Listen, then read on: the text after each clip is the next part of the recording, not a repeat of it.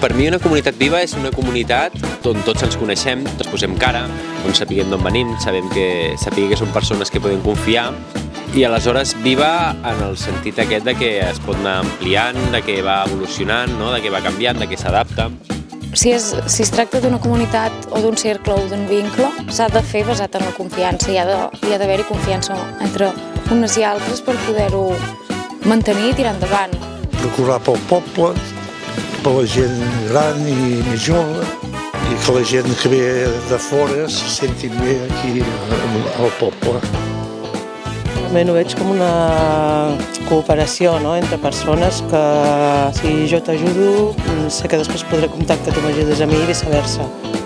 I llavors ve la creativitat també, idees de quilòmetre zero. I si tens una proposta, doncs porta-la.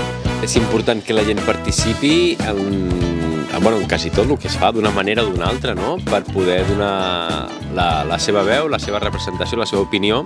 I també és una excusa per conèixer-nos, per trobar-nos, per posar-nos a cara.